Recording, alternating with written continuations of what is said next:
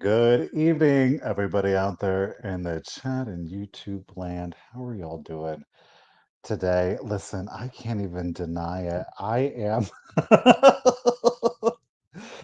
Ooh, I took the dogs out right before we went live. That was a mistake. I don't know if any of y'all are out there. You're just in this swampy and nasty humidity of heat. Kim Girl, I know you're not.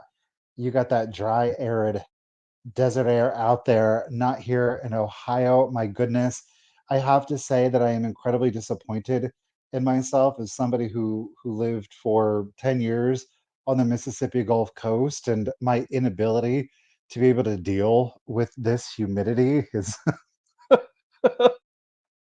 is both understandable and shameful all at the same time. So, any old how, I'm glad to see so many of you are here this evening. I definitely appreciate that. We are surviving the heat, thankfully. Um, Hopefully, your air conditioning is working and you've got a cool drink out there. Grammy K says she hates that humidity too. I'm feeling you, Grammy. I'm feeling you. So any old how, hello to everybody, of course, that is able to join me here live today. I certainly appreciate it.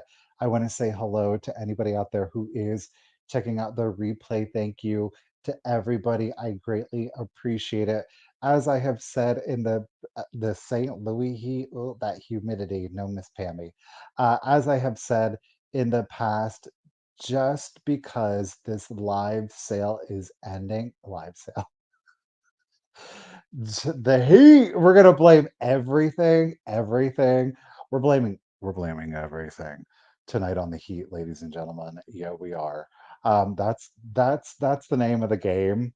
Everything, it's all the heat's fault. Okay, my brain, my little tiny brain, it's melting. It is. Oh, um, so again, just because the live chat, the live discussion has ended doesn't mean that the conversation has to end. We've got a comment section. So whether you are here in the chat and there's something that you do think of, please make sure to utilize the comments. If you are, of course, watching the replay, we do have the comment section down below. I do encourage you to utilize the comments section. It has been really wonderful to see so many of you connecting. This week, the live discussion, I was just going to kind of do like an open forum. So I would answer, y'all's questions. But last week, we had a really interesting conversation. And I do want to start off the beginning of tonight's live. I almost said it again. Tonight's live chat. Um, with a lot of the comments that so many of you chose to leave. And not only did so many of you choose to leave comments, but so many of you out there, you were giving your thumbs up. There were a lot of conversations that were happening back and forth. And that was such an amazing thing to see. I think that, with, of course, last week's conversations, toxic behavior, toxic environments, it is objectively, um, I think it, it is, I think, understandable that it could be objectively viewed as a negative and or a toxic conversation. And while I certainly did share some personal antidotes in that conversation, I think that it was really interesting. And I think that, on this YouTube journey, um, I'll highlight you, Joe. Where have I been shopping this week? Um, a lot of things have really happened that haven't been planned. And last week we talked about actions, behaviors, environments that are not necessarily conducive to kind of like uplifting and positivity and teamwork and all of the good vibes. That is certainly something that has happened that was a little unexpected. Something else that has happened that was very unexpected, of course, along this journey is that I know for many of us, um, we are I would say in vintage and antiques, like when you're doing a shop with me video, um, you're thinking, this is part of my job. This is part of what I do. And you're not, you want to put out content and you want to, for me, I've always wanted to provide the experience. I wanted to provide laughter and entertainment. And that was my goal. I think those are positive things. However, what I didn't realize or expect or think would happen is that above and beyond entertainment, it has provided so many people companionship. It really has provided them an outlet for a variety of different reasons for people whom physically or mentally cannot go out. For some folks, there's, I can't imagine, but there's not even antique or thrift stores for them to go out. So you get to kind of live vicariously through your content creator. And that has had a tremendous impact for so many people out there. Um, and I think that it's one of those things, as I have said before, and even during the live sales, when we talk about it, saying or encouraging people that maybe if it's their first time at a live sale, and if it's your first time here, we do encourage you to let us know in the chat because there are so many amazing people out there in the community. It's very open. It's very welcoming and very gracious. Um, and to see then that extended in the comments, that really did my heart good. And I would be remiss if I didn't tell you at the conclusion of, after it was all said and done and the conversation was had, I had misgivings, and I had misgivings about the conversation, because I think a lot of it is because as a content creator, my job, I very much do view, um, oh no. Well, Brian, you can just DM me, man. We'll take care of it. You're only 6.5 hours away. I can make that happen, no problem. um, Poop, it went right out of my head and it was real sweet. It's all Brian's. No, we won't blame it on Brian. We'll blame it on the heat. What was I saying, y'all? But to see you all be so open and gracious with one another in the comments, it really did my heart good. That really is, you know, these live conversations, I very much went in with a very clear reason behind wanting to have these conversations. And while the conversations are very much focused on vintage and antiques by and large, and or the social media that is incorporated with promoting the vintage and antiques, whether it's a shop with me, whether it's a sale, whether it's the content itself, and now whether it is additional products on top of those things that are kind of influenced out there. Um, I keep losing my train of thought. This is going to be that kind of sale today, y'all. Um, because I went into it with a very clear frame of mind to kind of see you all engaging with one another above and beyond just the conversation that was had. I think that I had concerns because I don't want to diminish people's sources of entertainment. I know that because the community, it is very content creator driven because of the lives, which allows people to really engage in chat. I don't want to rain on anybody's parade. I don't want to tarnish people's perception of their source of entertainment because at the end of the day, my job is, I feel, to entertain people. That said, it kind of is one of those things where, and I think many of you can relate to this, is that when I know I do need to get a shot. When you're doing kind of like the same thing over and over and over and over again, you're starting to feel redundant. And these conversations, while they do still do the shop with me videos, and I will continue to do those. These conversations have been a way for me to kind of get out of that box and to engage with folks in a much more deep and meaningful way, and to also not only communicate with you, but also hopefully to help better facilitate more meaningful conversations amongst yourselves. And last week's comments, the chat was absolutely amazing, and it really, I think, was a demonstration in again, the vintage and antiques are kind of here, and that's kind of all brought us together. But then, can we seek, a deeper relationship? Can we have deeper conversations to kind of better evolve our community? And witnessing the comments that I saw last week, it really was very encouraging for me. So I want to thank you all so very much for that. Um, and again, I do want to start this conversation off with those comments. I think that I'm going to read a few more than I traditionally have in the past. We've only done three in the past. I would like to do a few more than just the three. Lisa, thank you so much. Your comments really also made me think too. Agree clearly. Stephanie, thank you so much, ladies. I appreciate it.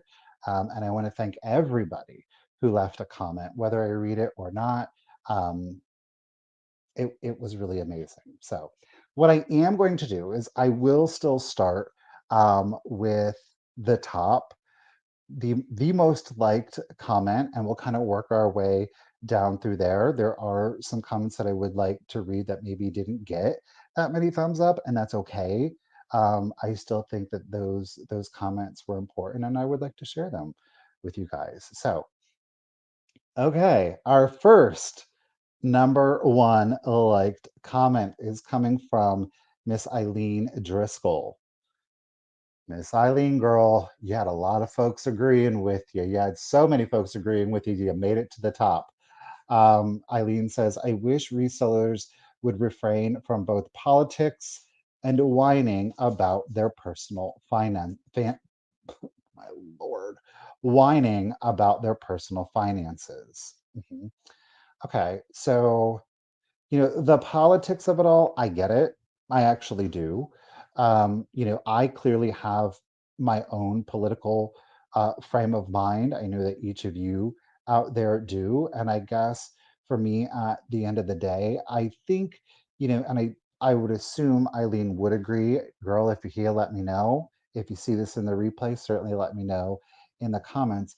It's not necessarily about the difference between our politics, but it's the way in which we go about it.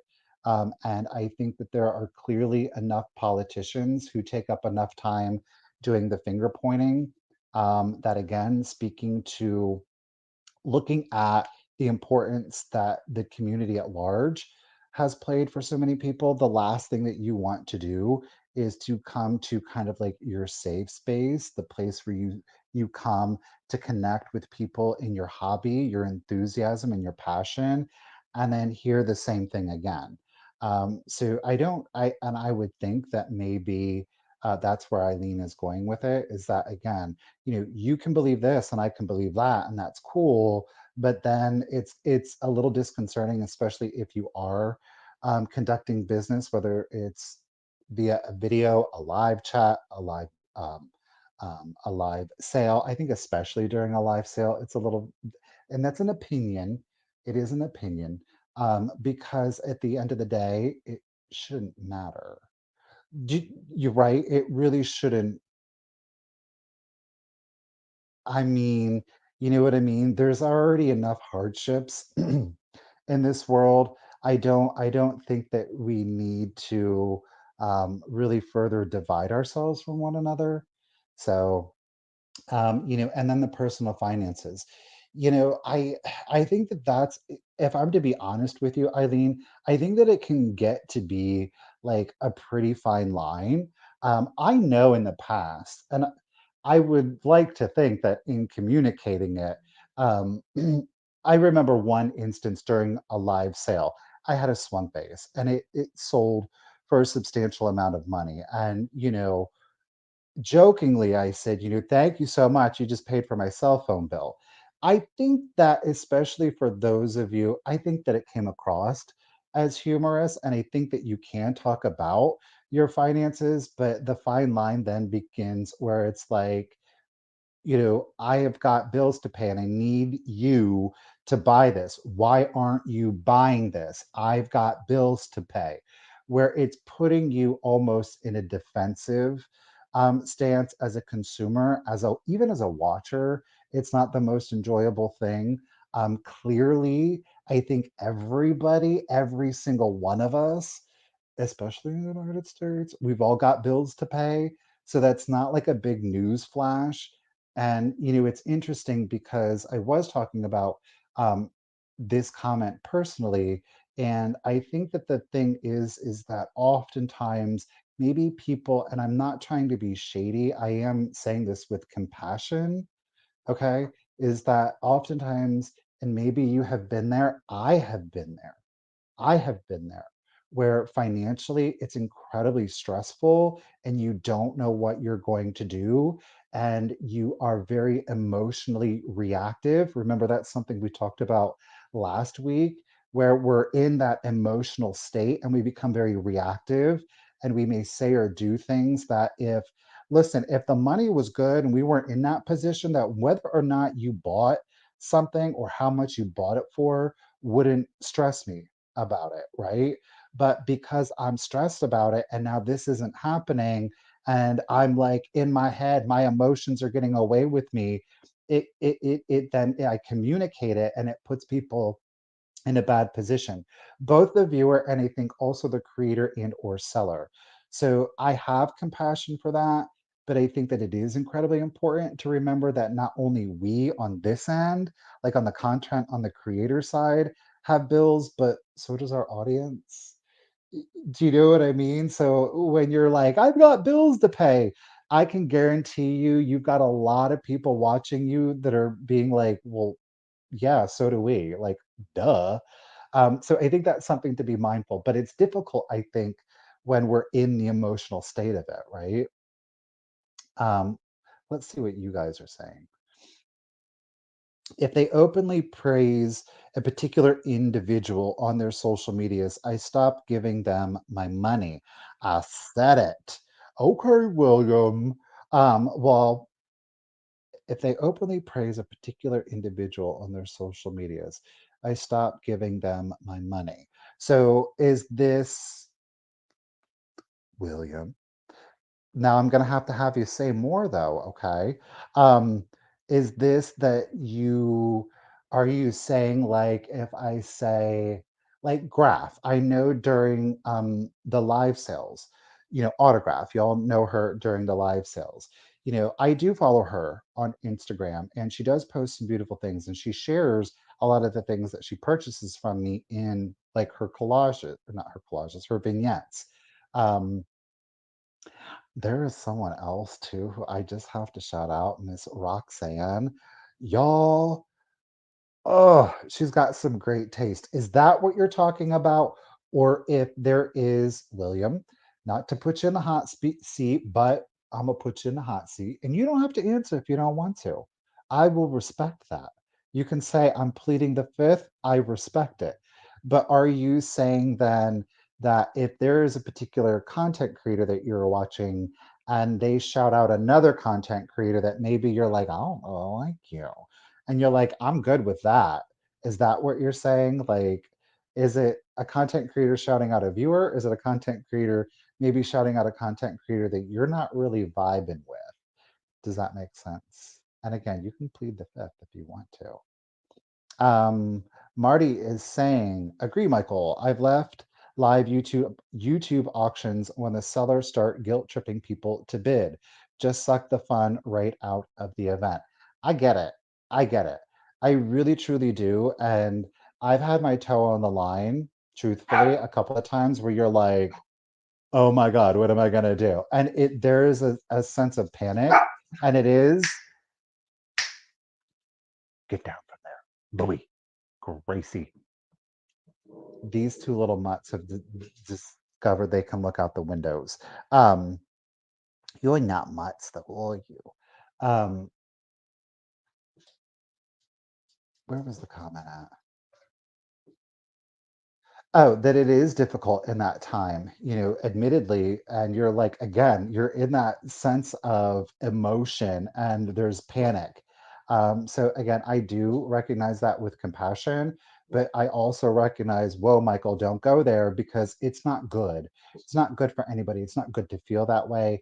And it's not, I would like to think erring on the better side of humanity that after that event is done, that maybe there might be some misgivings from the seller. I know that I have a feeling that it's probably a perpetual thing. And I think that, I don't know, that I think that it is something to maybe examine. And though on the opposite side of the spectrum, I think that people may also feel like, well, this is the truth and this is the reality, and I've got bills to pay. And at the end of the day, if that's what they're going to do, then that's what they're going to do. I respect, and we don't have to like it, but again, I can respect the honesty of somebody coming out and saying, I'm having this sale and I'm having this sale because I've got X, Y, and Z. I guess I can better understand it because it is also what I do. But I think it's one of those things where you preface it, you set it, there's your parameter, and then you just have the sale and move on from it. Tracy is saying being in business for yourself is far from easy. Your emotions are constantly all over the place. That's right, Tracy. And she said deuces to that. Though I'm sure there are certain stressors that come along with being retired also. So, we don't get out of life from stress. Though I will say this, and I found this to be very positive and very informative, was a bit of advice I heard about stress. And it said, and I'm going to have to paraphrase, so please excuse me if I get it wrong, but stress is an indication that we are not fully present in the moment, right? And I think that has been very powerful for me, is it's just like we're in that state of, I'm having a sale, I've got bills to pay, and I'm not focusing on the sale, I'm focusing on the bills, and the bills are causing me to stress. So rather than focusing on the sale, having a good time, giving it my all, focusing on my audience, I'm out here, I'm the next day. I'm at the end of the sale when I gotta pay the bill. I'm not present in the moment.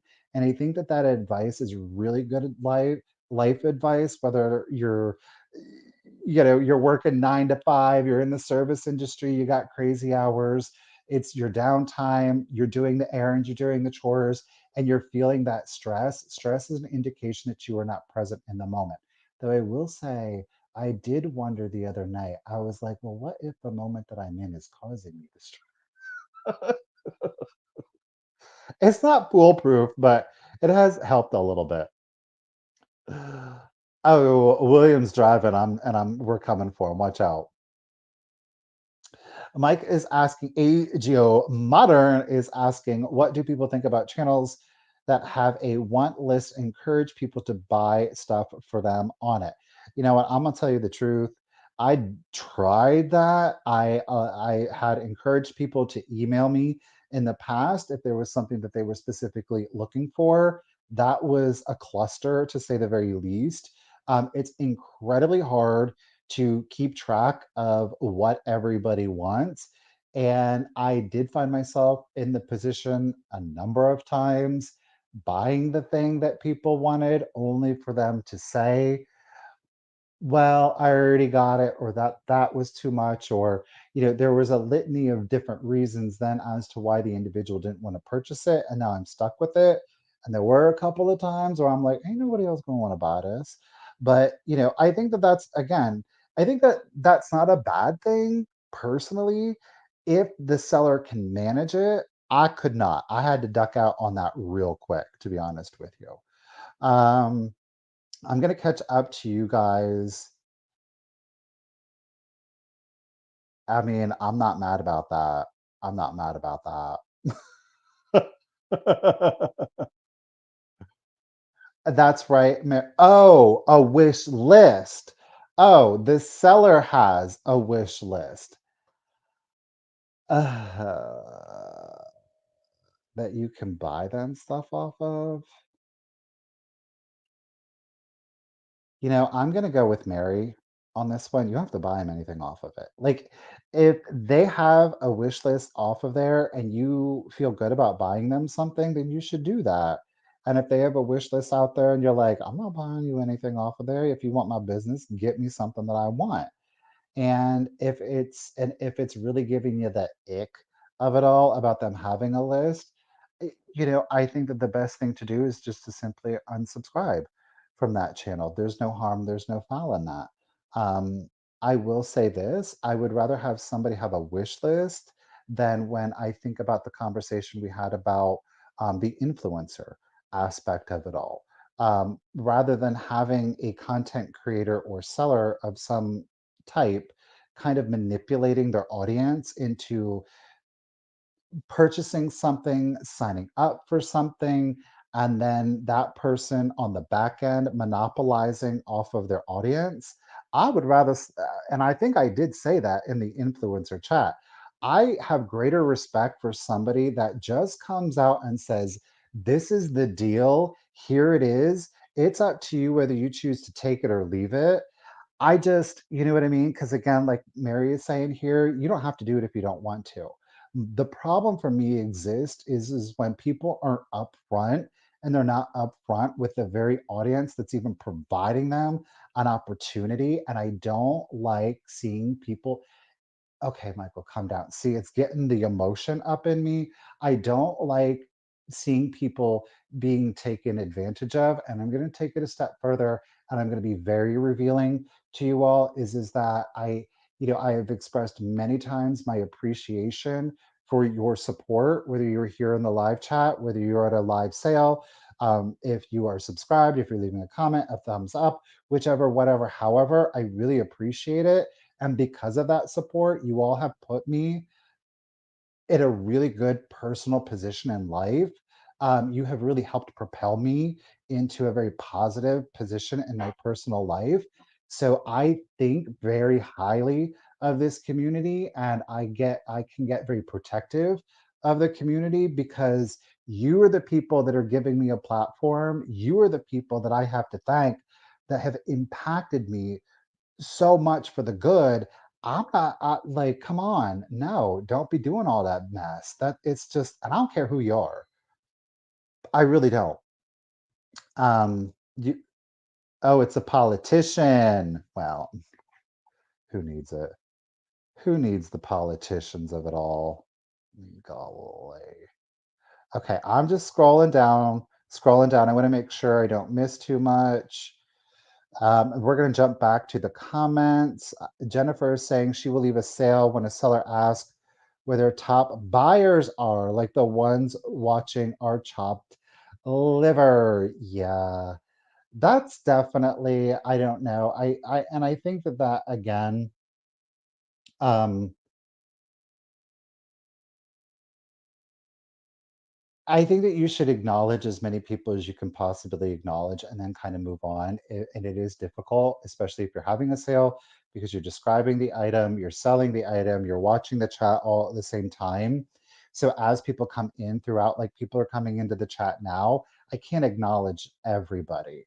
Do you know what I mean? But I think that sometimes content creators and or sellers forget that we've got some real smart cookies out there, and a lot of y'all can very quickly kind of pick up on where things are going and how things are.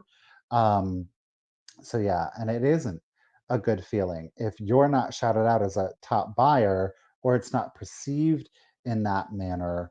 Um, it makes you feel small. It makes you feel like reduced, chopped liver. This is what it makes you feel like. I absolutely agree with it. Karen is saying, with the heightened political thoughts, it's just not good or maybe wise for most businesses to step into these waters. And I guess here at the end of the day, and this is the thing, and I have said this before as a store manager, as a retail working for a different establishment, and this is always something that I impressed upon. my staff every time, and I do still adopt this philosophy. Um, and I have had a long-standing history in the service industry as well as nonprofit work. Um, it does not matter what you perceive somebody to be when they come walking in that door. Now, if you've got personal misgivings about somebody based on their gender, their race, their sexuality, their identity, their religion, all of that, you need to check it because we are here to make money. None of that matters. The only thing that you see, that's a customer. That's somebody helping to pay your bill. So the more that you put out to alienate individuals, or the more that and again, I think politics and religion can be very divisive if you don't have somebody that is really calling for unity. um, I think that those topics are just left best alone, right? Again, it's a community. The last thing that you want to do is make people feel alienated, whether it's shouting somebody out, whether it's discussing your personal finances, whether it is talking about politics. Yeah, all of those things can be very divisive. I'm gonna scroll. Okay. I think what I want to do, and I do apologize to anybody who is asking a question or leaving a comment. I really do appreciate it. Um, Sume, people who resell on Facebook want to make money. It's capitalism. You try to create the market that will bring you the most cash, even if you have to exaggerate, or shall we say, misrepresent. Girl, don't get me started on this one, because this one, I'll leave it at that. And then I'm going to scroll down here to the bottom.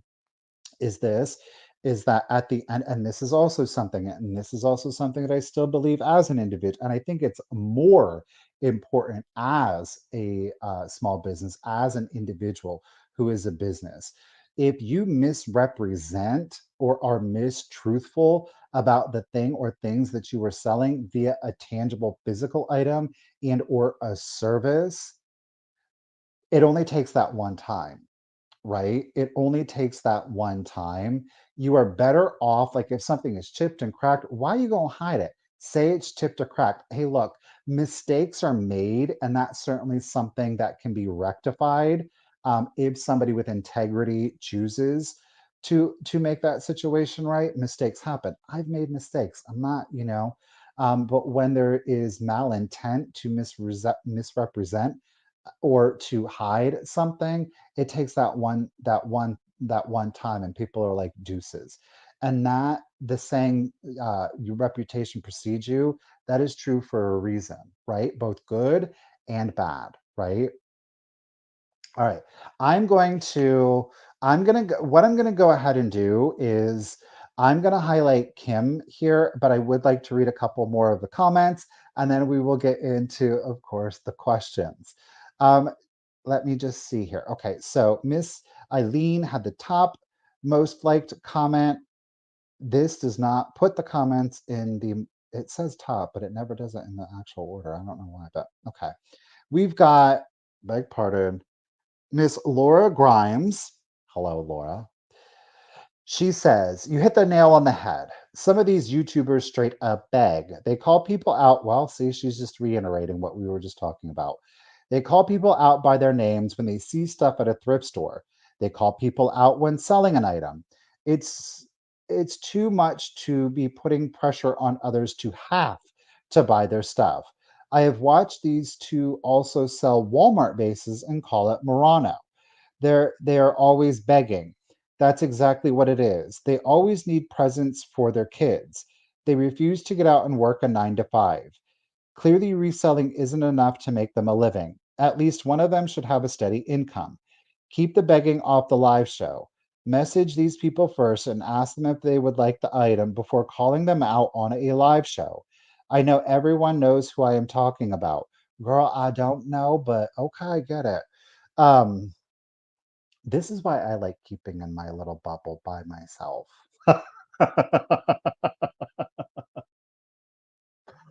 This is why. Um, Clearly, with last week's conversation and this kind of stuff, I'm like, I'm just better doing my thing. Just better doing my thing. These two say resellers have clicks. Well, you know what? I would say that that is kind of true, to be honest with you. I think that there are individuals out there who do very much see relationships as transactional. They see it again as building a perception of I'm associated with this person, I'm associated with that person. Politicians do it, right? So I do think that that does exist. Um, so yeah, so it leaves them out and they can't make money. Honestly, I don't genuinely feel that way. I think I am an example of that. I honestly, I mean, who do y'all see me socializing with consistently outside of Misty? No one. There are plenty of people that I am very friendly with and would like to continue to be friendly with. There are individuals that I would like to continue to explore a personal relationship with. And there are people that I would consider conducting business with. Now, this said, would, I don't, I will not, and I will say for the record, I will never conflate the two again, right? I am not going to conflate my personal relationship with my professional relationships, nor my personal relationships with my personal relationships. I'm about to curse. The saying is, don't shit where you eat. Do you know what I'm saying? It becomes too gray, it gets way too gray, and it's harder to say no sometimes to a friend and somebody you care about than it is to somebody that you're just doing business with. You know what I mean? Stephanie said that's me. Oh, that's right, Stephanie. Stephanie gave us, well, listen, I'm just about to like put your business out there, Steph. Oh yeah. All right. Anyhow, so she writes, can't make, okay. So it leaves them out and they can't make money. I don't believe that to be true. I think that a lot of it is sometimes you just have to really buckle down, reevaluate what and how it is that you're selling, and get creative with it. I really do believe that. And look, sometimes it just doesn't work.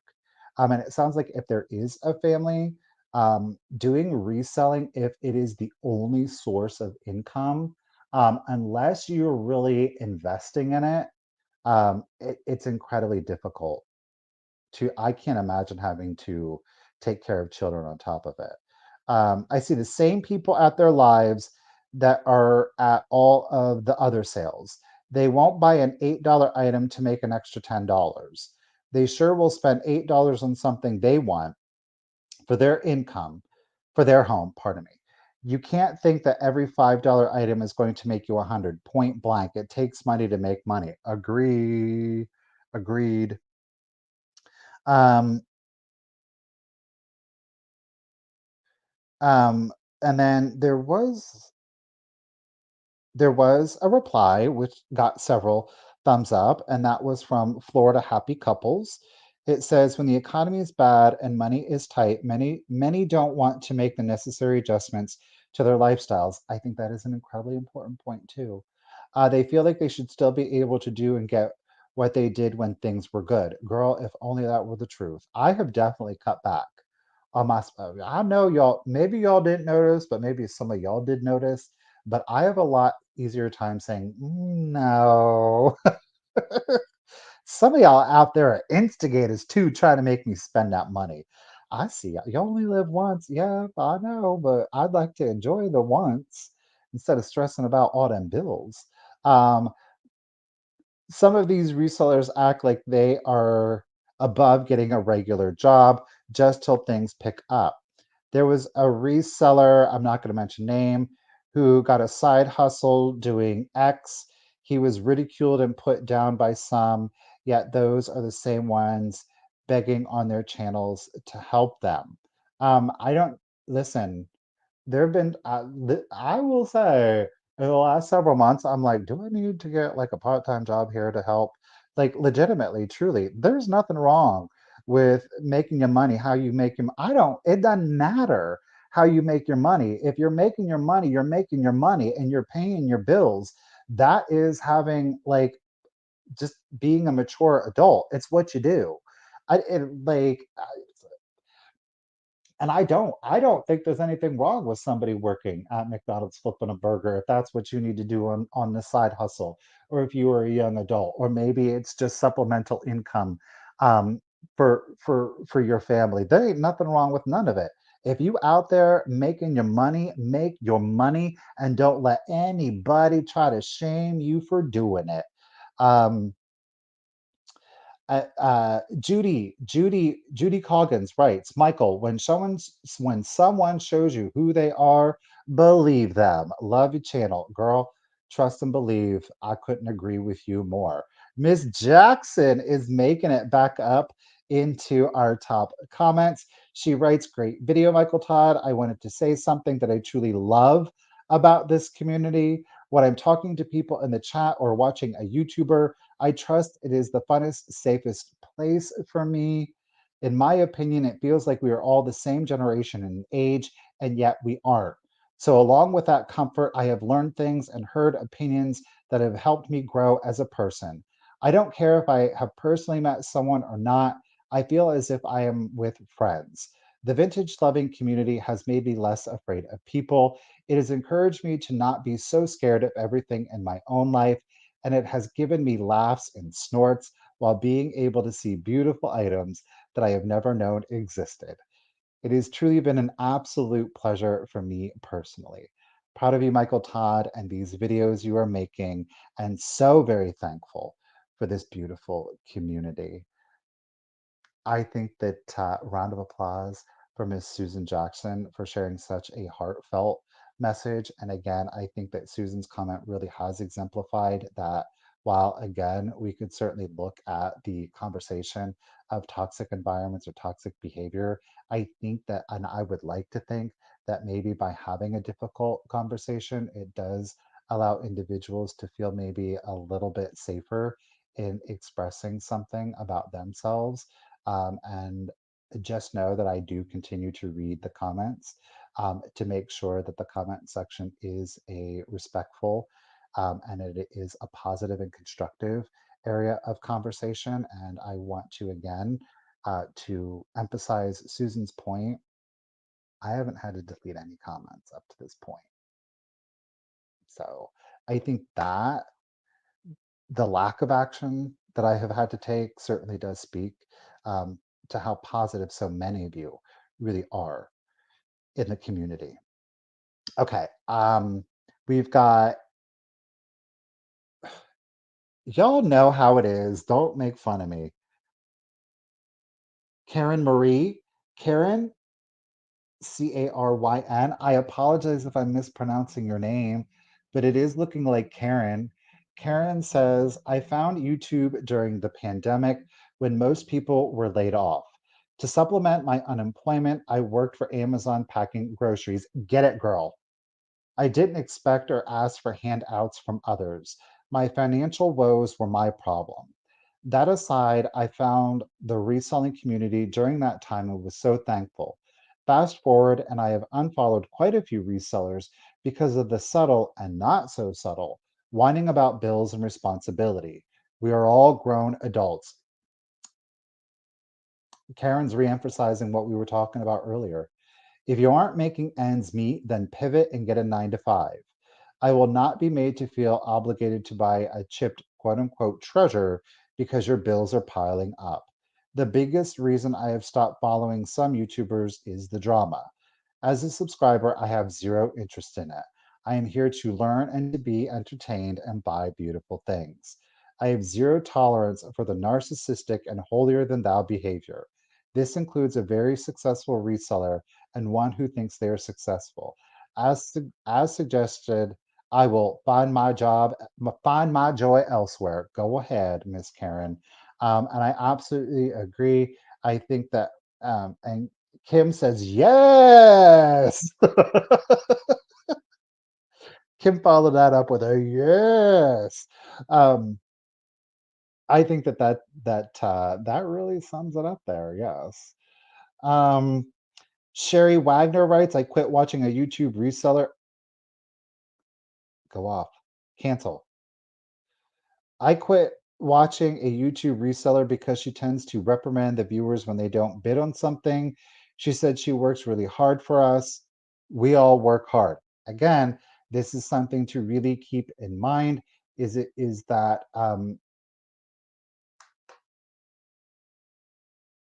again, I'm going to err on the better side of humanity and say that I think what it sounds like is possibly happening, um, is that again the emotion is overriding it, and I don't necessarily think that there is, I don't know. I feel bad. Like, don't come for me, and like, don't come extra hard for whomever you're talking about. I'm just trying to give a different perspective. Um, that, and again, I think that if we, okay, let's take this other individual and let's pull it into ourselves. When we are in those emotional states, it is very difficult. I will say, when I am in an emotional state, it does have a tendency to be, we engage in very selfish behavior.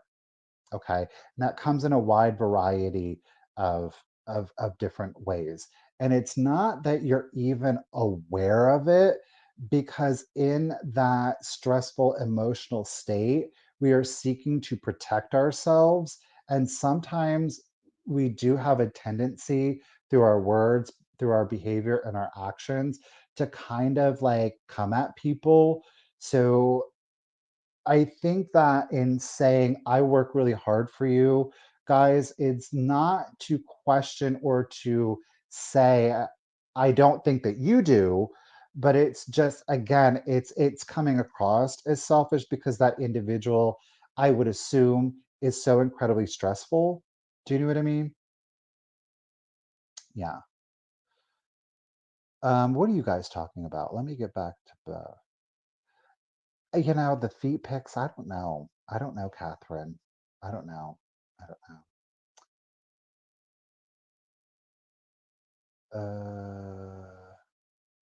William is in an he William exists in an even smaller bubble than I do. Get it, William. You're lucky. Stay in that small bubble and have a good time with it, right? Um, Catherine, Miss Elderly Poodle saying drama makes my stomach ache. And again, I think that the engagement in drama is in itself a very emotional and a very reactive state, and clearly, and I think whether we have observed it through the actions of others or whether we have been pulled into it or if we've engaged in it, okay, um, that a lot of that, it is again a very emotional state, and I think that a lot of the times the reason the drama becomes drama is because everybody's acting super selfish because nobody can get out of their feelings, and everybody is only seeing it from their emotional perspective and not the totality of the situation. So then it just kind of starts to pit everybody against one another, and it's unfortunate. And some people I don't think will ever actually, I think a lot of it though comes through self-acknowledgement, and that you do have to realize that it always takes two to tango. And one thing about me and people that get to know me is that it's always about, okay, this person did or said this, right? Clearly I'm thinking and feeling some kind of way, but the first thing that I really do try to do in those kind of situations is and question myself and say, okay, what role did I play to get into this situation? Right? It's about being self aware, and it's about being self accountable for the roles in which we play. Sometimes we have the very best of intentions, but we don't listen to our gut. Maybe we're easily influenced. There are a lot of different things that maybe I misspoke, maybe I overly reacted, and now this person is responding in the same state. Again, it's all about being self-aware and being self-accountable. So that way, when those situations occur, while it is a negative thing, it feels negative, you can really get something. um, positive out of that situation. But I think a lot of that comes through self reflection and bless. I just, some people, oh, oh, oh. Another really good bit of advice is that sometimes when people are out there criticizing you, it's easy to get up in your feelings, but before you get into their feelings, or before you get into your feelings from somebody criticizing you or somebody trying to come at you or somebody trying to start drama with you, is that you really do take a step back, take a breath, and then look at that individual and really look at that individual and really question yourself, is this the kind of individual that I want in my life? Does this person have the kind of lifestyle that I would want to have in my personal life? And if that individual is engaging in behavior that you don't want in your life, and if that person is somebody who you fundamentally don't want in your life, then don't invite in or internalize their criticism of you, because they did you a favor at the end of the day. Um, all right, we got Rocket Gal coming in. Let me see. Okay. Perfectly describes a woman and her occasional henchwoman. I used henchwoman. Ooh, I would have liked hatchet woman. That henchwoman will work. I'll go with it, Rocket Gal. Okay, so perfectly describes a woman and her occasional henchwoman I used to watch on YouTube. Toxic with a capital T. She would never recognize. That's crazy that we just okay. She would never recognize herself in your description. Those she would never recognize herself in your description, though. So her shenanigans will continue. Sadly, some viewers have become attached to YouTube personalities and will buy every broken, chipped, cracked tchotchke in order to help. In this case, this struggling single mother. You know, yeah, I think pity works in a lot of different ways. And that's sad. That's definitely unfortunate. And again, talking about not being able to recognize oneself, it is what it is.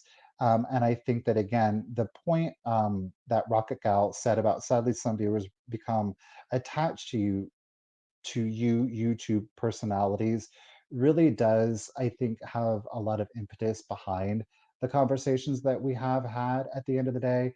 You've got to go with your gut. And as we said in last week's conversations, whether it's me and it applies to me directly, or if it's another content creator on YouTube, if it's on Instagram, if it's on Facebook, on TikTok, wherever it is at the end of the day, remember that we are at the end of the day in many ways, yes, in many ways we are one-dimensional caricatures of ourselves. Okay, and this is going back to the point that I was making earlier. It is, and there was a book that was written about it. What was it called? Something about bad influence. Something, ugh, I don't know about it. But in it, the author states that it is impossible to be wholly authentic on social media. And I agree with it, because here is the thing. Okay. If I were, and okay, I'm going to play devil's advocate here for a minute. Is that sometimes when you're content creator, whichever platform you're watching on, or your live seller, however you're watching it, when they begin to talk about their personal struggles, it's off putting, right? You don't like it. It gives you the ick. It makes you feel unwelcome. It takes away your place of entertainment. It takes away your fun space. I'm not happy go lucky Michael. Now I'm up here being negative Michael. I want to be real, but I can't be too real, because if I'm too real, then I'm not a source of entertainment anymore. And that is an incredibly difficult, and I do see, and if I'm not gonna, I won't, I'm not gonna name names, but I will say that I'm putting myself in that boat. And I know that I have had conversations with a number of different individuals. It is an incredibly fine line to walk in between how real can you be before you're not perceived as the fun place, when you are no longer perceived as a source of entertainment, because now you're depressing. Now you're reminding me of all of life's woes. And again, we are at the end of the day, even with these conversations, I can only be so real for a number of different reasons. Um, but I do recognize the fact that we are entertainment. And I know people want to say, but we really like you, but we really like you. At the end of the day, it's a part of me that you really like. It's a part of any content creator. But you very, very few and far, very few and far in between do you ever get the totality of the person, because most of us do recognize. And those that don't recognize it, they end up getting comments. It's a difficult line to walk. Um, yeah. So, um, Gissa B replied to Rocket Gal saying, "Me too. There was a recent nasty episode. She is a user and abuser towards her friends. So I now unsubscribed from the woman. She's probably the same one you're describing." And again, here's the interesting thing. And I really want to say this. I greatly appreciate y'all not going in there and saying this person, that person, this person, that person. Because here's the deal. At the end of the day, I'm not. I am not going to utilize my platform to try to denigrate an individual and call them out by name. Last week's conversations, I gave specific examples of behavior that was directed directly to me. I also gave examples of behavior that I have observationally seen directed at others, right?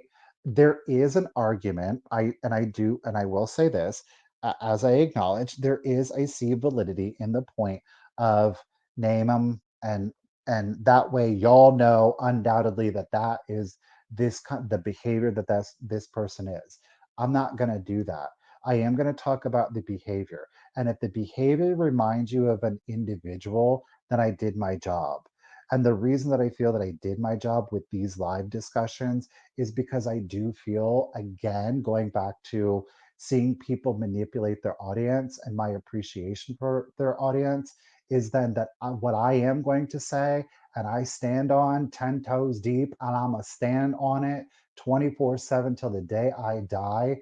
Trust yourself. And if it doesn't feel right to you, regardless of how much entertainment that person may give you, move on from it. Move on from it. All right. So I know we're pretty much at the 8 o'clock hour. Again, I'm going to put a pin in it. And I do want to say that, again, I think from a conversation that could be construed as certainly a negative topic, there were so many powerful comments, personal perspectives. I know that in the chat last week, we had some folks expressing the difficulty that they have in those kind of situations, how encouraging and uplifting and motivating you all were to those individuals. So again, and here's the deal, and I've spoken to some of you privately, and you've expressed, the difficulties that you face in your own personal lives. This doesn't have to be, and it's not just, and this is also why I choose not to name names, is because this isn't about an individual. This is about a behavior. And because this behavior is something that I'm talking that happened about on social media, does not mean that it is the first time that it's ever happened to me. Maybe on social media, but most certainly not in real life. And into the future, it probably is going to happen again. But I think that if we do have these conversations and we do surround ourselves with people who are positive and motivational and uplifting and help provide us with a perspective that when these situations arise in our real lives, we are better equipped to be able to better handle them, not prevent them, but we are better able to navigate those choppy waters. We've got a reference point. We know that we have got others that are sharing those views, that are sharing that encouragement, and again, sharing those perspectives. So, again, I do want to say from a very what could be a negative conversation, y'all really, you played up the positivity. I got the spirit bumps from it, no joke. Okay. Those words were heartfelt. And I am so incredibly, like, truly, it is a great honor to have helped facilitate that. I encourage you, again, just because the conversation ends this evening, whether you hear it in the chat and I didn't highlight your comment, I do apologize. There's only so much I can do, of course. But certainly, please feel free to continue to engage in last week's conversation, leave new perspectives, thoughts, opinions, experiences in tonight's comment section. I would greatly appreciate it. And again, I just want to say, please don't just drop a comment, but go into those comments. Read the things that other people are saying. Give them a thumbs up. Give them a little bit of validation. Make them feel a little less alone. And if it's in your heart to speak to that person, then speak from your heart to that person. You never know what a kind word really could mean to somebody. All right. Okay. So, what I did say and what we will do, oh Lord, I'm throwing up a prayer, is that we started off the first portion of this evening's conversation with kind of like a follow up to last week's because I really did see so many wonderful comments out there. And I did have so many wonderful conversations on the back end. And I just really felt that it was super important to want to kind of continue that conversation a little bit more. But what I would like to do now, as I said in last week's video, is that I do want this to be a little bit more of an open forum. That said, at this point, there are questions. Y'all have got questions. I am going to now, whatever questions you've got, whatever topics y'all want to talk about, put it in the chat. Okay, let's do it. Let's do this. The first one. So don't be shy. Listen, if there's no comments, questions, or perspectives, we'll just end the live and we'll call it a day. I'll feel good about the conversation. I'll go ice my brain, okay? But we do have a question from Miss Kim. She's saying, "What are your feelings between shopping in PA and Ohio?" Um,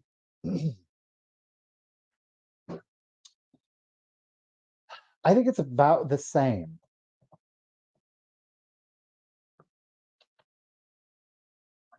This man just brought up a dishwasher, a flight of stairs, all by himself. Beast. Oh, well,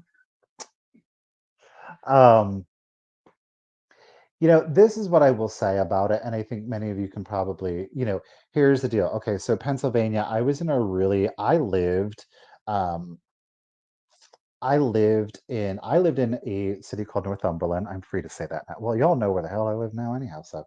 But it was adjacent to a town called Lewisburg, and Lewisburg had four antique malls, a Goodwill. There was a very large, Brian is from my neck of the woods, Sweet Peas Attic. There was a very large thrift store, community aid. We are no, content creators are no longer allowed to film in there. That's a whole different story, but I will carry on. Um, there was like three or four other small antique malls. So I lived in a really good area, especially for a reseller. Now, that sounds really cool and everything like that, but even as like an individual reseller, there were other resellers that existed in the area. Now, I think that I was the primary one that was constantly running the gamut, but there's not enough turnover. So then you kind of expand your search. And there were some really good stores, some antique malls that do really well with their product turnover. And there were some antique malls that just always had cool stuff.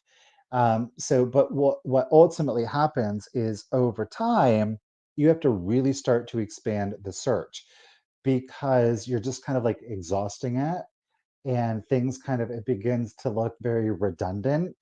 Everything is very much the same. But then when you enter into a new location, everything is new, right? So everything is a new discovery. But the problem is that over time, this same thing that happened in Pennsylvania is beginning to happen in Ohio. You got to work hard for it at the end of the day. That is part and parcel. And I will tell you, one of the reasons why I have gone currently down to one live sale is because it is becoming increasingly difficult to find things that are of value, that I deem of value, that I want to represent my brand, things that I want to represent my business. I don't believe that every $5 item has to be worth $100, but I do want to find as many $5 items that are worth $100. I am okay with spending a few more dollars on an item to try to get some profit. But it is incredibly, I'm trying not to sneeze, y'all, sorry. Um, but it is incredibly difficult to really, and I think that that's both in Pennsylvania and in Ohio. With the advent of technology, and I'm going to say it, is that everybody wants to sell something for what it sells for online. I think it was in the last video, I made a very clear point to this. That also does include myself. I am selling on a YouTube live sale, anywhere from 150 up to 300 people are going to attend that live sale. I'm incredibly grateful for it. But at the end of the day, as many of you have expressed in the comments, and as many of you have said here in the chat, I don't feel comfortable relying on the same people over and over and over and over again. It is not a feasible, it is not a sustainable business model. And if I want top dollar, if I want the eBay price of something, I need to go list it on eBay myself. Unfortunately, there do seem to be a lot of vendors in a lot of antique malls and vendor spaces. You've got the people in the flea markets, you got the people in the yard sales and the garage sales, the whole 9 yards, right? Everybody wants the top dollar for it now. But the problem is that everybody wants to try to use the gold metric of, well, what it sold for on eBay. That is what it sold for on eBay. It has nothing to do with selling it in an antique mall. It has nothing to do with selling it in a garage sale. It has nothing to do with selling it on a YouTube live sale. I can use it to see if there's market viability. I can use it as a guide, but it is not an end all be all. But I am really starting to encounter a lot of people that want to make it the end all be all. So that's just where we're at with that. I said what I said, and I meant what I said.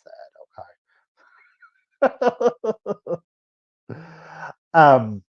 You know what? But William, this is the deal.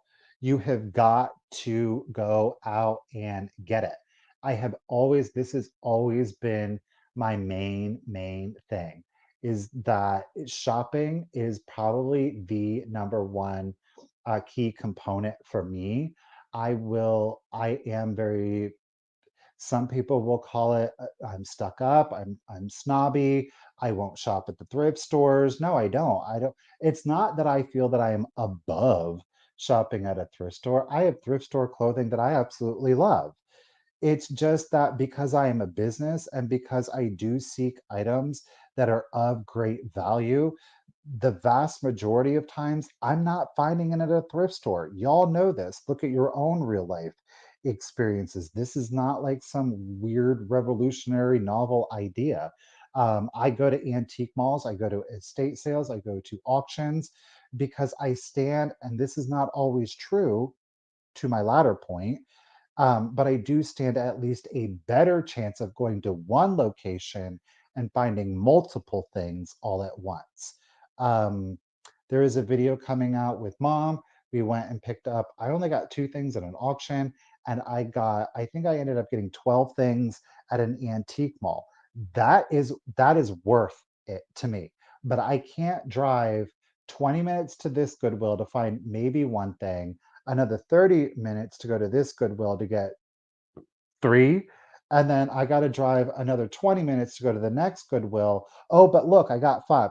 I wasted way too much time, way too much energy, and the chances are that the things that I did find that were of value are not of great enough value to pay bills. Okay.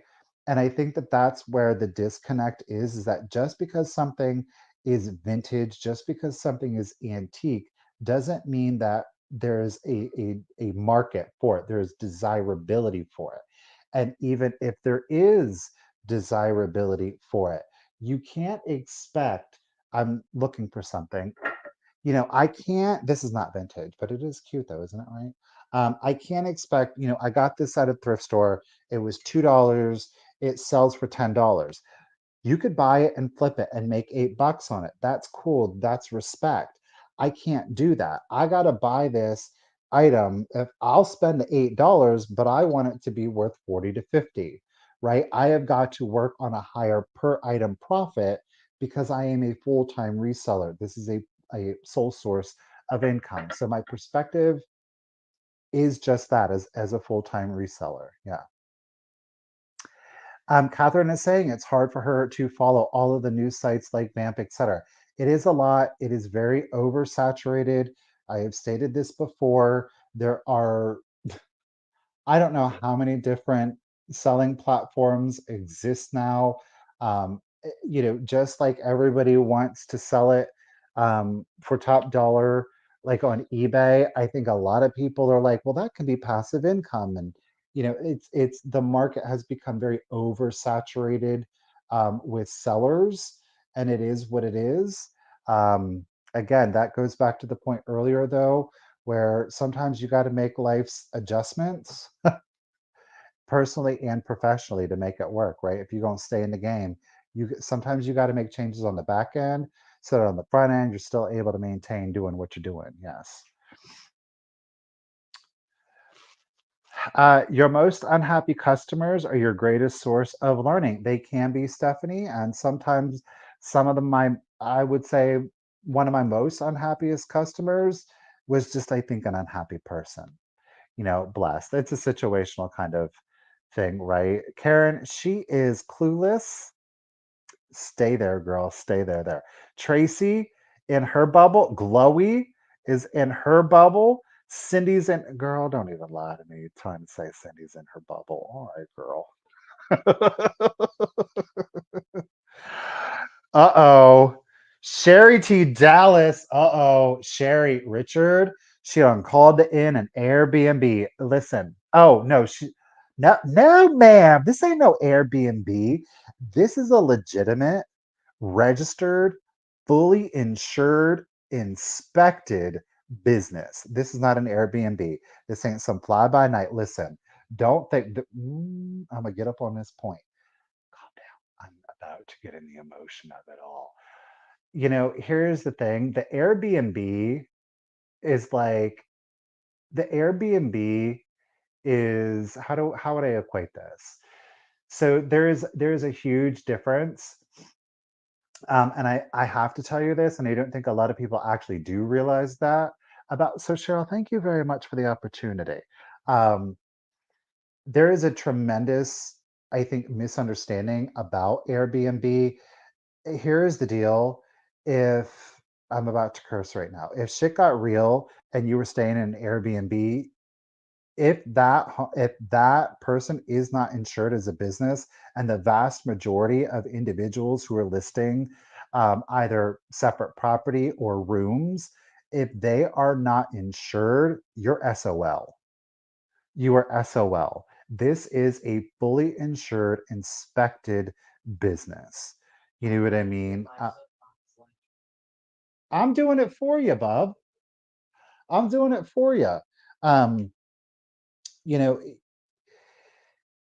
it's very like enticing, and I think I this is a personal opinion, okay? This is a personal opinion. My personal opinion is based, and I will say this, my personal opinion is based on the experiences that other people have experienced utilizing the Airbnb platform.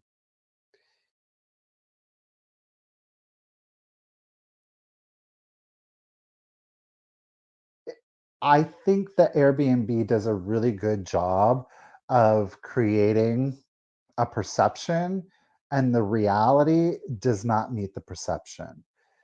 Is all you have to do to list is to just click a little box to say that, yeah, I'm compliant with all state and local regulations. Yeah, I'm insured. That's all you have to do. Airbnb does not check that information. You don't know where you're staying. Even if the place is beautiful, you don't know where you're staying. That's right. So essentially, what happens is that by making that statement, by putting that, you checking that as a user to list on there, they have eliminated all liability, and now it's on the property owner. And if the property owner is just like, yeah, whatever, and something happens to you or to your possessions, y'all know how insurance companies are. You're out of luck. And it's all you have to do. You don't have to take my word for it. Just look it up. Just just look it up at the end of the day. And and Richard does have and has had rooms listed on Airbnb. And when it comes then to the host, standing behind the host, Airbnb um, very few times will actually back the host for any property damage. So they're just kind of this intermediary that has compiled, has done really good marketing, but they have really monopolized on other people's work. I don't agree with that either. I will say this though too, and I and this is just a little food for thought. Y'all gonna do what you're gonna do, but for me, it is frustrating because it is somebody that I do care about, and I do equate this. Ooh, I'm about to get deep on it, y'all. You ready for it? I do equate a lot of times, um, like the Airbnb and Richard being this sole proprietor, I empathize with it because I do feel like that as like a sole proprietor kind of like reseller, and then you've got a bunch of people kind of watering down the market that are just doing it for passive forms of income, a quick buck. You know what I mean? And it's just like, it is what it is. What are you going to do? That's America. It's a free market. It's capitalism. People are going to do what they. It is dangerous on both sides, yes. But that Richard is volunteering to come on next week, and we can do a full discussion on the. We could relate the two between reselling and small business. I would be. I know everybody's probably putting, yeah, do it. So yes, yeah.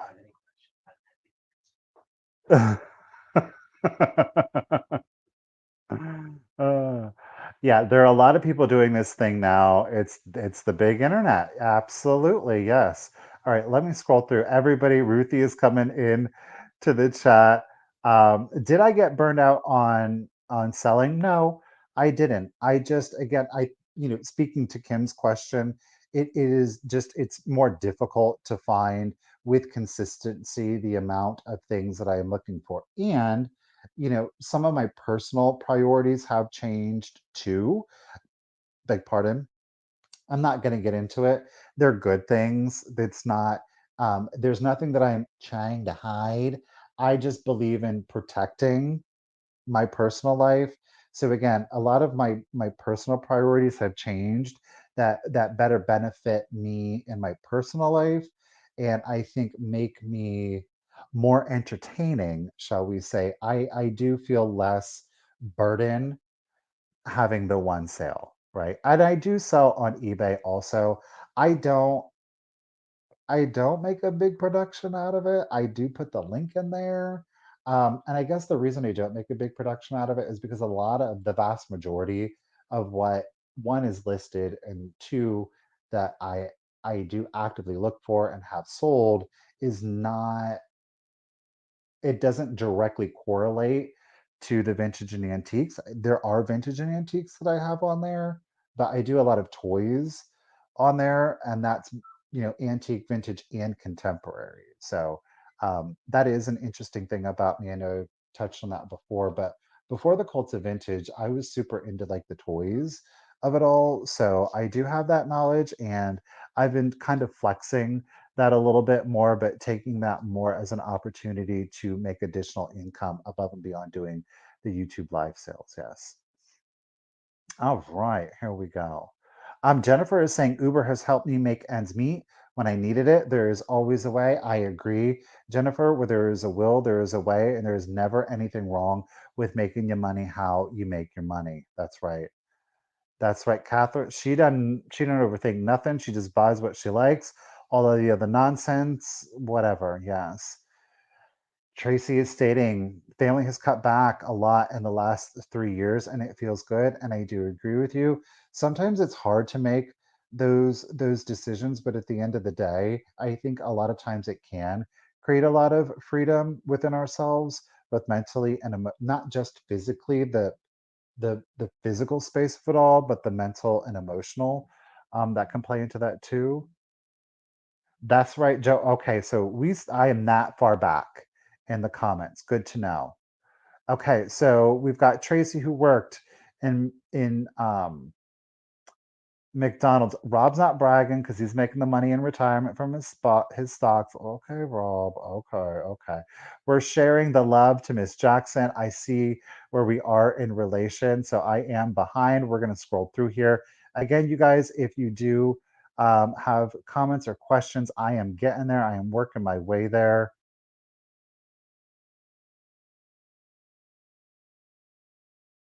I frequent lives from a few different people. This one is the only one my presence is acknowledged on a regular basis. That means something as minuscule as it seems. Well, Brian, I think that the added benefit is we do know each other in real life.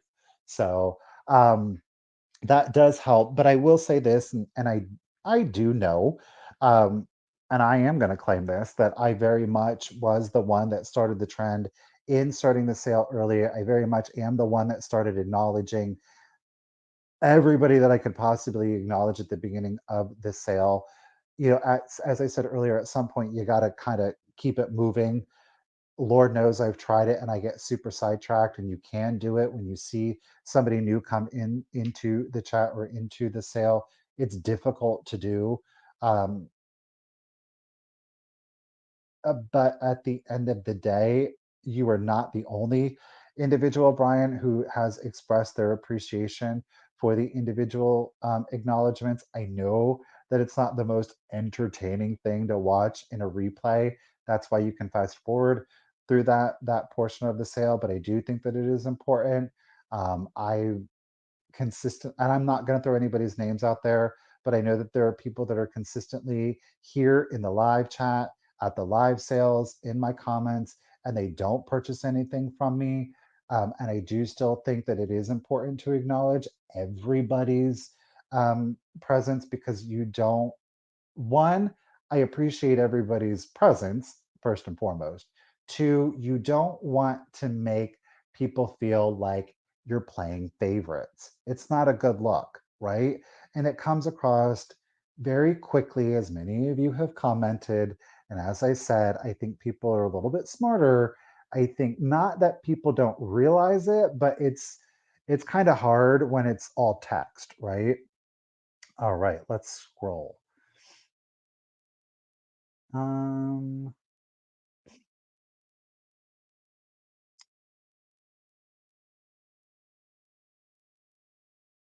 oh, yes. Other people are acknowledging I'm in the chat too. Um,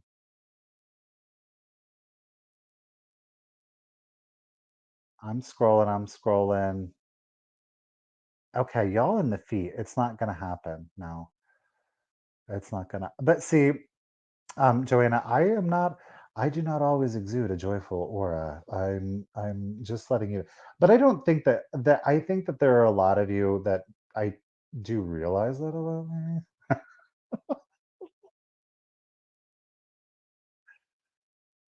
Uh, Cindy don't do drama. And I think that's a lot of it though too, and I think that's why it is, and that is something that we have talked about a lot. I have talked about engaged in conversations privately in the past is that again, speaking of forgetting who your audience is, as I have said multiple times to a number of different individuals, is that, you have to remember, and we have the analytics on it, we know gender, we know age, we know geographical location, and when you look at especially the age, I think, is that again, to err on the side of caution, is that most of our viewing audience have either gone through certain situations or have observed certain situations enough in their life that where they stand in life, they're going to call it like they see it. And the last thing that they want to do is to engage in any additional kind of drama, especially drama that doesn't have anything to do with them and devalues again their source of entertainment and joy.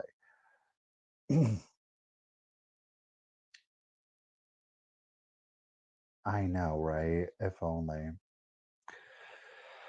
Ugh. Brand says when the issue is when they act like they are doing the customers a favor, very ridiculous. I just unfollow them. Fran, this is interesting too, and I am curious as to what you guys are going to have to say.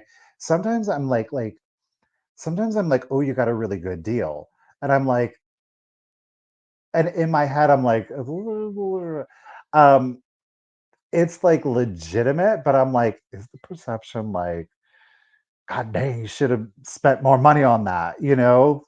That's again, it's one of those things where it can be a very, fine line. Um,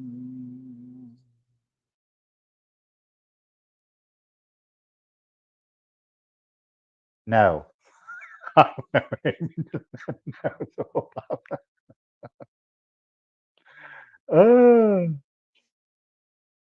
up in here, bugs getting down from the windows to the walls.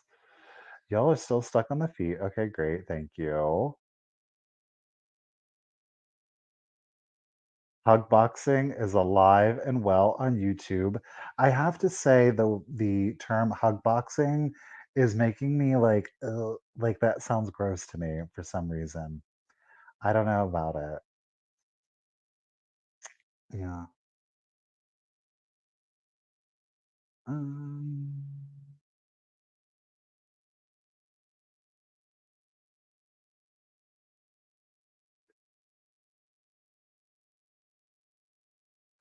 well, Brian, I appreciate that. Brian says that, I am very near to I mean, I guess, I guess. I mean, I think that I'm a pretty authentic person, but again, the personality that you see on camera is part of who I am. It's not to say that that's not part of who I am, but again, it's just like the totality of it. Like here on the lives, y'all have heard me say shit now a couple of times. I say more than that. Do you know what I mean? And I think that again, it's with that something like that though. Um, it goes back to the saying there's a time and a place, and at the end of the day, I feel a little bit more relaxed because we are just having a conversation versus I'm conducting business and this is a sale and therefore, even though in some of our sales it gets a little weird sometimes, truth be told. And there's nothing wrong with that. There's nothing wrong with being a little silly. But sometimes for me, it's just like sometimes it's a little like, all right, can we tone it down now and just handle business? Do you know, like it's like, ugh. Oh no, we are highly entertained by personal drama as well. Tell me why your sister got her kids taken away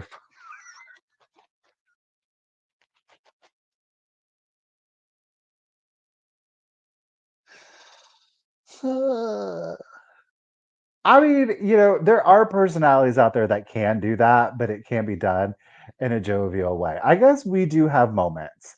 Ouch! I guess we do have moments, right? Sometimes it's not what you say, but how you say it, though, also, right?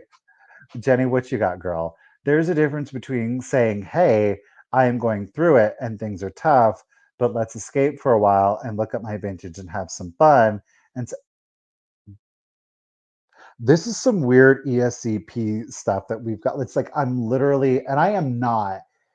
If you've watched me long enough, you know that I'm not able to talk and read at the same time because I literally start reading out loud the comment. I agree, clearly. I agree, Jenny. Absolutely. Oh, um,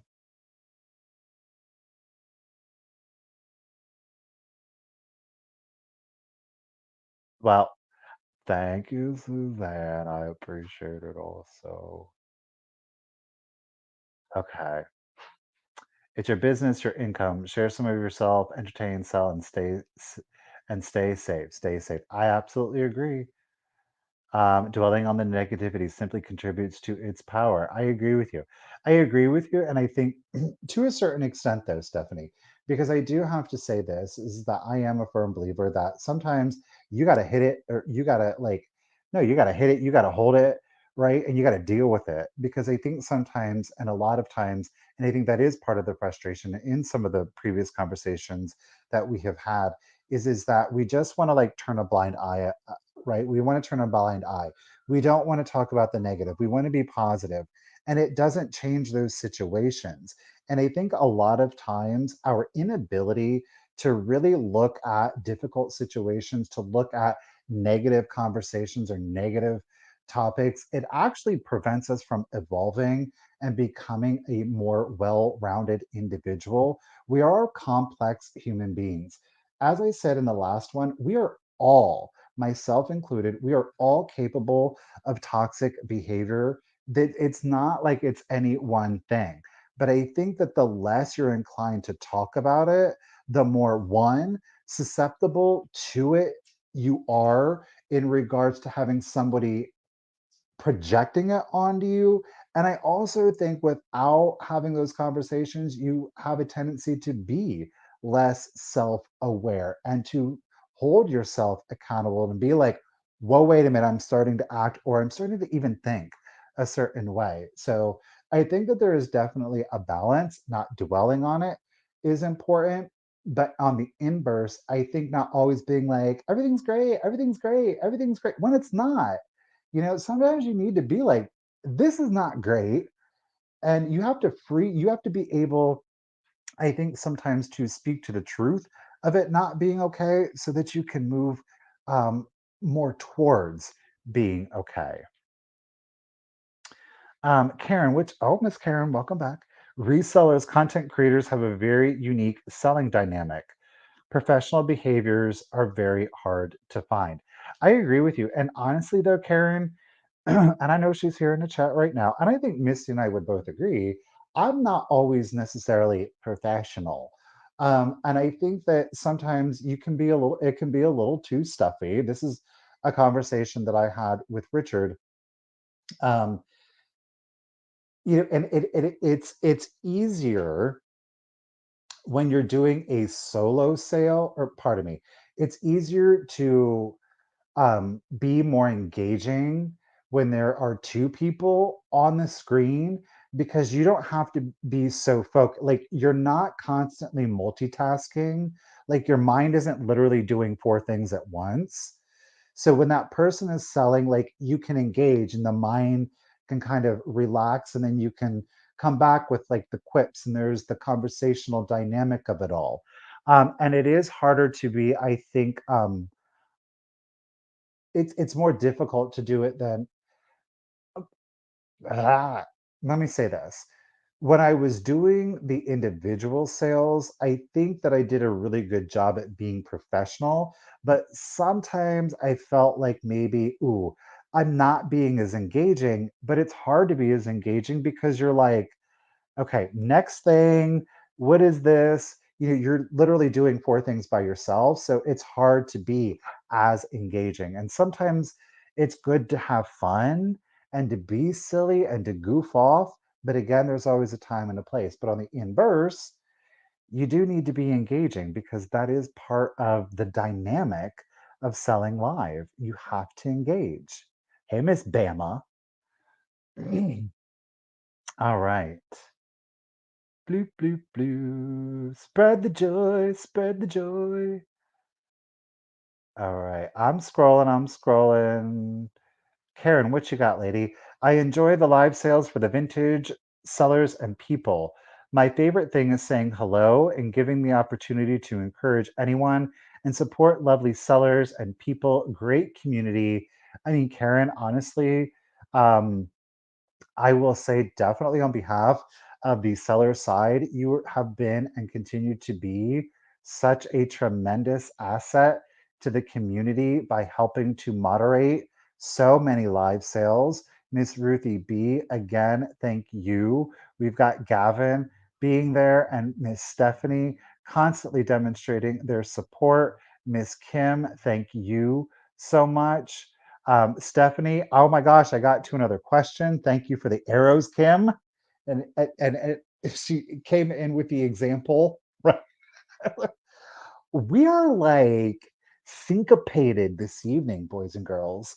Where do you see reselling going in the future? Are there too many resellers or is there room for more? Well, I think that I answered that one. Do I think do I think that there are too many resellers or there's too many resellers? There's too many resellers. It's oversaturated. I'm gonna say it. I feel like I'm really the only one saying it. And I think that part of it is because we don't want to come across as being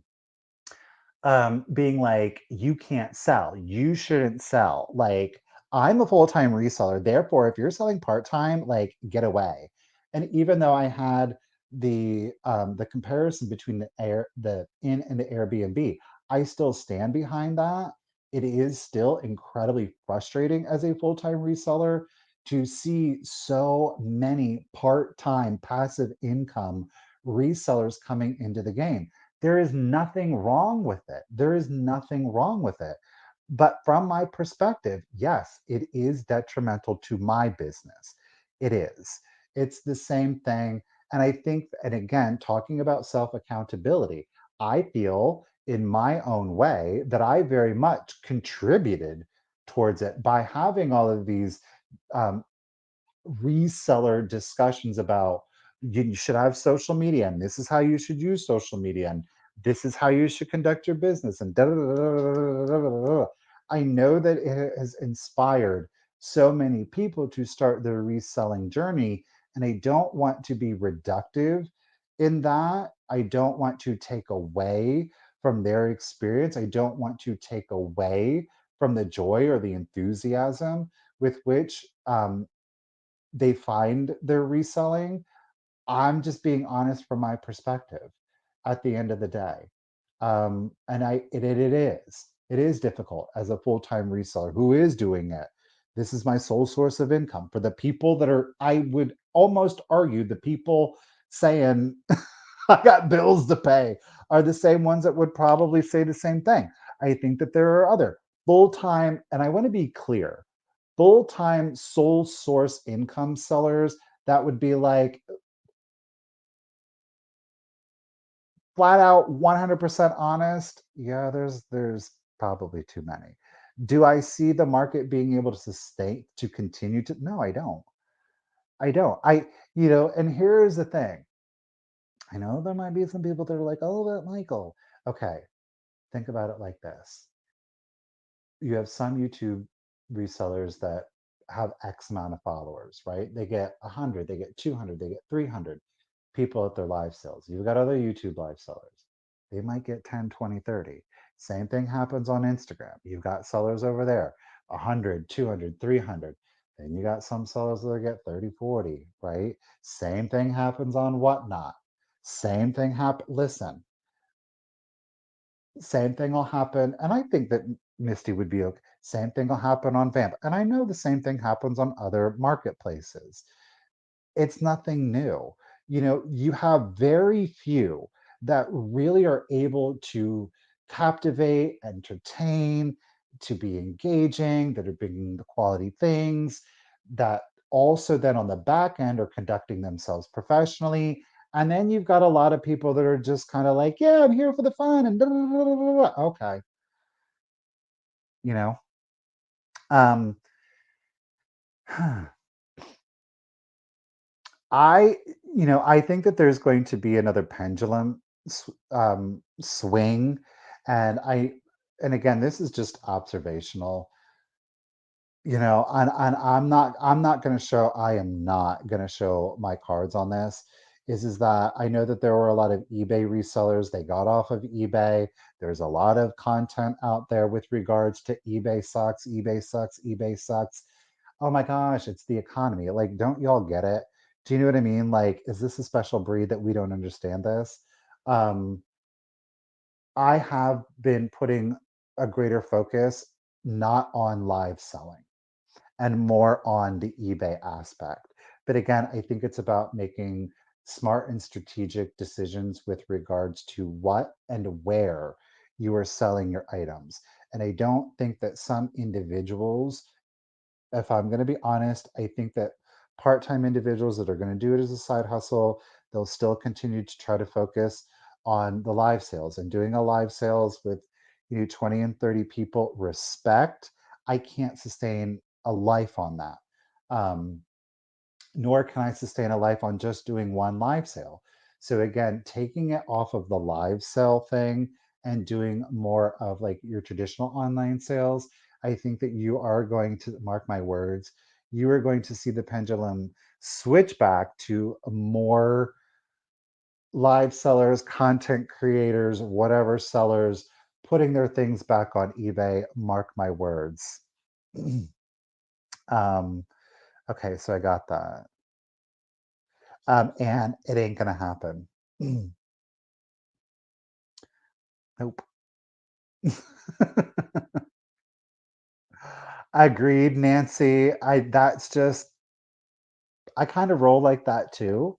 I roll like that too. And I'm also the one person that it's just like you have to remember, like it's always those little things, right? It's the little things that add up throughout the course of the week that then at the end of the week you're like, dang, I would rather buy the $100 thing more often than not because it's usually like the nice thing than like the $10 things that are kind of like the things that get shoved in a drawer and forgot about, and then when you go to clean the house, you're like, what the hell did I buy this for?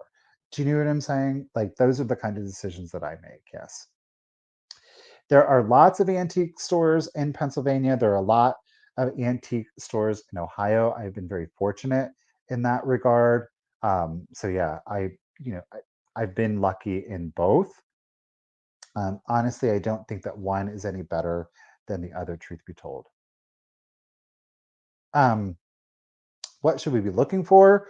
What trend is coming back or just starting?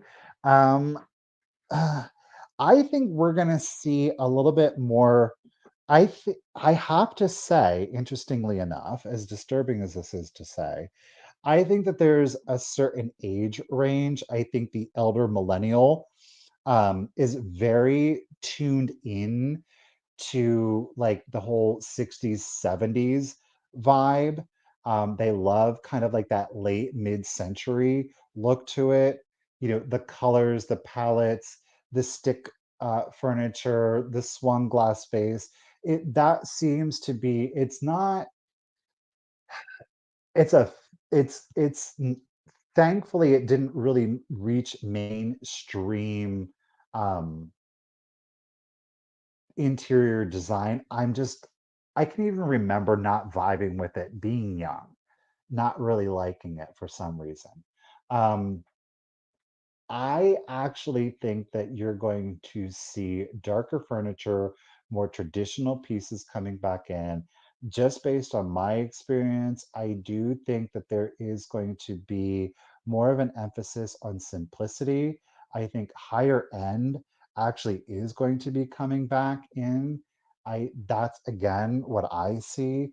It's kind of like that's cute, but that's the kind of stuff that I don't see people really going hard on. I think there's always going to be an exception to the rule. I think there's always going to be those pieces that, even the diehards are looking for because it's so hard to get, regardless of kind of where it fits in. But I do think that nicer luxury, quiet luxury is really going to be where it's at and not like the big bam pow in your face kind of vibe to it. Um, I actually just got boxer briefs. That was dusty. Richard said he's offended and he's going to appreciate it. Susan said, "What is your favorite food?" What is it?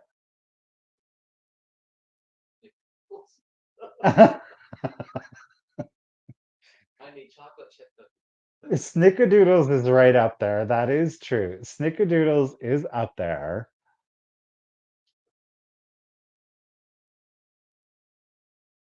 Pizza. Pizza. I was just saying. But then outside of pizza, you can laugh at me all you all want to. But one of my favorite things to eat, it is so not good for you. I already know this. That's why I love it so. Is going to Burger King and getting the number nine, which is the classic chicken sandwich with cheese. I love that sandwich. My favorite color, I don't really have a favorite color. I I just got new bedding and I think he's pretty shocked by it because it's rust. I didn't get like a green and I'm really vibing with it. I think it looks great. I do have a tendency, I will say not a color, but I do like natural earth tones. I don't like bright, vibrant colors. It just is like, I don't like it.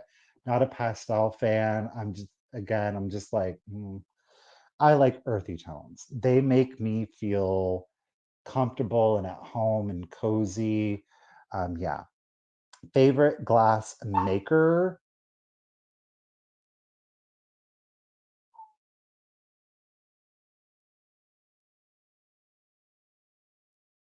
There's 3 that are coming to mind, LG Wright, Northwood, and Mosser. Oh, why you gonna try to make me do a favorite? Okay. I'm gonna go. Okay.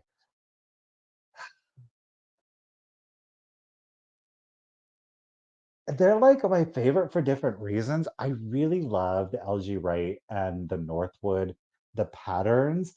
But the Mossert, the antique Mossert, y'all, they have got such some of their pieces, the enameling on it is just so beautiful.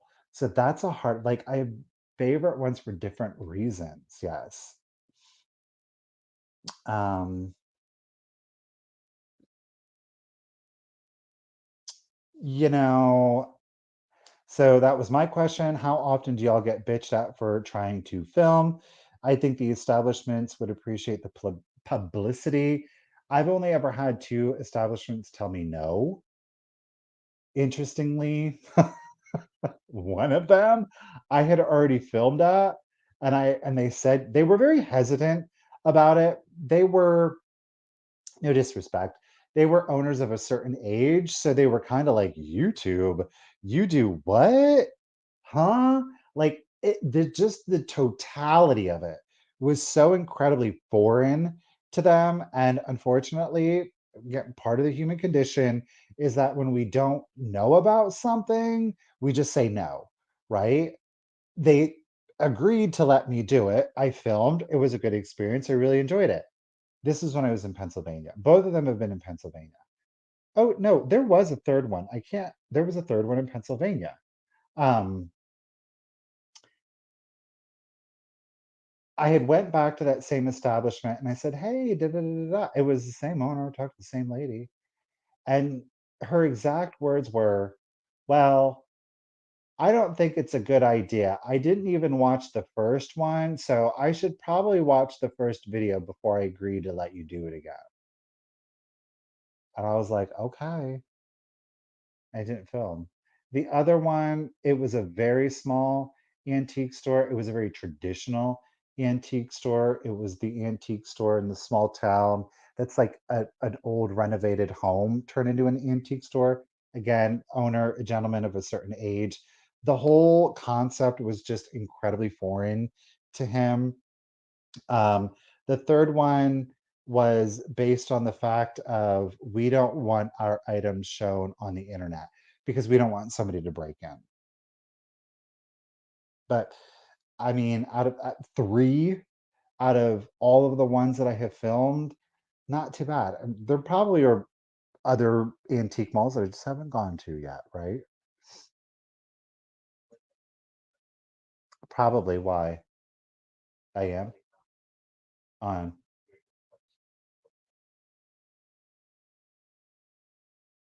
I'm getting to the questions. I can't help it. How do you put a price on your time to find things? That is so incredibly difficult, Stephanie. It really truly is to say, you've got X amount of hours in it at the end of the day. I'm probably, if I'm to be honest with you, I'm probably the wrong person to ask about that. And again, that goes back to my earlier point about why I don't go to the Goodwill stores. I don't go to the thrift stores. Not to say that I won't. If one is there and I don't have to go out of my way, I will stop in. It's not like that. But I set out to go to an antique mall.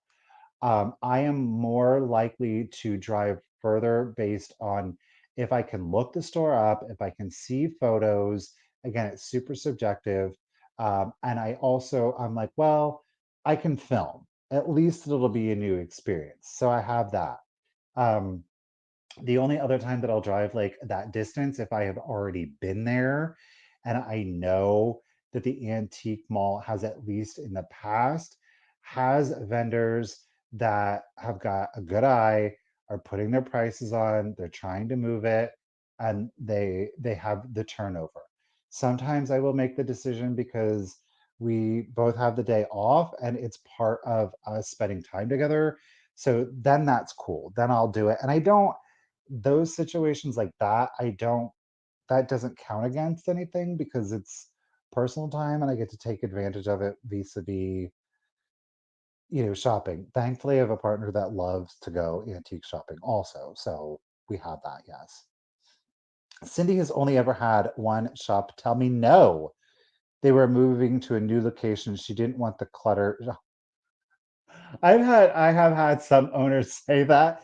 Could you just not show this? And I'm like, okay. I've also had some businesses say, "Can you make it a point to show this?" And I'm like, "Sure." And it's just about them trying to, and I don't, that's one of those, I don't want to be, because I know we're talking about the manipulation of it all. I will show it. And I'm like, there have been times when I have shown things and I'm like, that's really good. There have been times when the prices have been really good for somebody to buy, but not for me to um, get for resale. But I have never shown anything on behalf of an owner that I felt was unreasonable. I will say that. Okay. Is there any other kind of hug? I don't know. It would be if you did put it in caps. I thank you, Kim. Thank you. eBay has millions of parties looking at them. You're absolutely right. I have been yelled at filming multiple times. Um, More often than not at the Springfield extravaganza, truth be told. It's true. Sometimes y'all have seen my response. Sometimes y'all have not seen my response. Again, there's a different.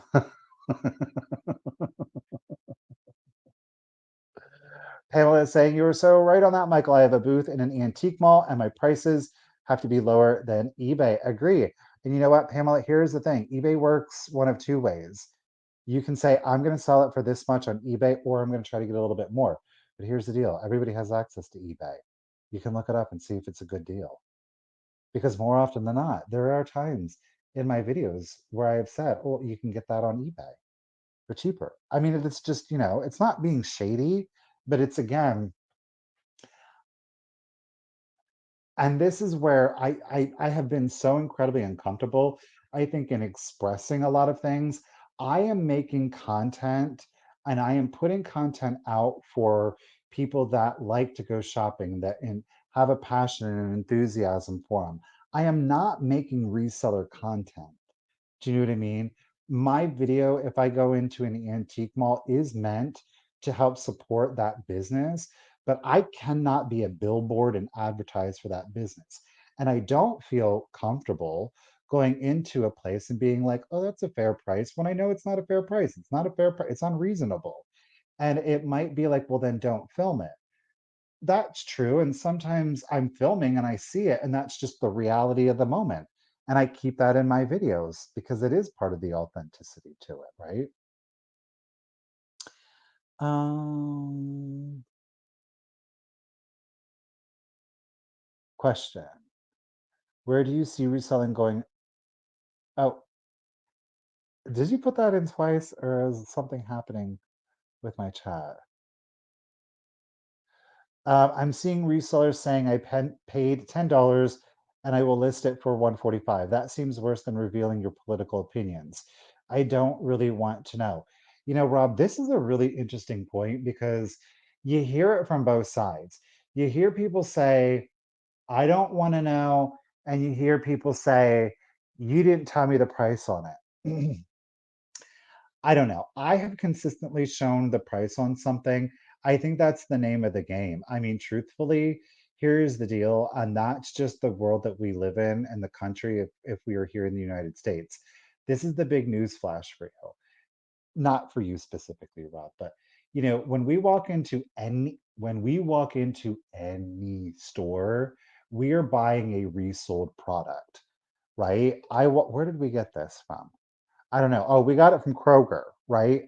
Kroger upcharged me this. Kroger did not pay what I paid Kroger because they have to make a profit on it.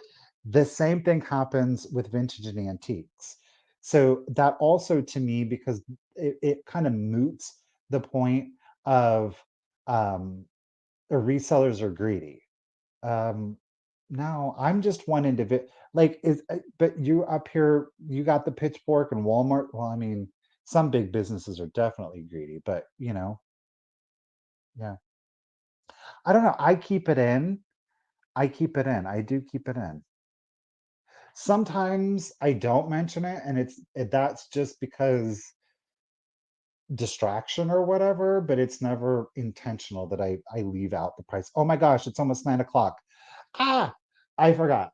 Um, Fatbird and Mary Beth are coming back, I believe. I really apologize. I know that there were, will you sell to Canada? Always sell international. Um, I do sell to international. I apologize. I know I got super behind on the questions. I do want to say how much I really do appreciate you guys being here with me this evening. I want to say thank you to everybody who left comments in the last week's chat.